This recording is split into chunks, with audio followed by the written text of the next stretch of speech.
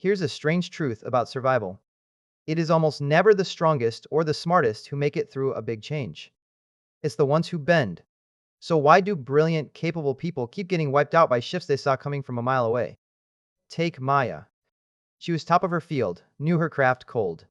But her entire edge was built on one way of doing things. When the industry's tools changed, she dug her heels in. She told herself the new stuff was just a fad. And honestly, for a while, she was right. But the world kept moving and she didn't. 2 years later, the exact thing she was best at just wasn't needed anymore. And here's the uncomfortable part. Maya wasn't lazy. She worked harder than anyone. So if effort wasn't the problem, what was? If you're new here, hit subscribe. We talk about the mental frameworks nobody actually teaches you. Now, look at Jordan. Same field, same shift, and honestly, way less raw talent than Maya. But when the change hit, Jordan got curious instead of defensive. He treated the new tools like a puzzle, not a threat. He was clumsy at first. Kind of bad at it, actually. But he kept adjusting. A year later, he wasn't just surviving the change. He was the exact system everyone else relied on. So, what's the actual difference here? Adaptability isn't about being a pushover. It's about holding your goals tightly and your methods loosely. Maya fused the two together. Her identity was her method. Jordan kept them separate. So when the method broke, he didn't break with it. It's not entirely your fault. Our brains are literally wired to save energy. A familiar way of doing things feels safe. It costs almost nothing to run.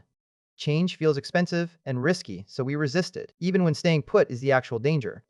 The comfort of the old way is a trap that just feels like shelter. You see this everywhere, and it's brutal. Look at Nintendo. They started out making paper playing cards in the 1800s. If they had tied their identity to being the playing card company, they would have vanished. Instead, they realized their goal was entertainment, not cardboard. When technology shifted, they pivoted to video games and took over the world. Same shift that kills most companies, totally opposite response. So we have to stop asking, how do I get really good at this one thing? That is incredibly fragile. Ask instead, how fast can I change when the ground moves? Being the absolute best at something is incredibly valuable, right up until that something disappears. Being adaptable is valuable in every possible future. So how do you actually build this? 3 steps. 1. Run small experiments on purpose. Try the new tool for exactly 1 hour before you decide it's dumb. 2. Uncouple your identity from your method. You are not the spreadsheet person or the software guy. You are a problem solver. The software is just today's tool. 3. Treat being wrong as a free software update. Every time reality corrects you, that is data. People who adapt fast just collect those updates instead of arguing with them. Here is the whole thing in one sentence. Don't get attached to the how, stay attached to the why. The world is going to keep changing whether you are ready for it or not.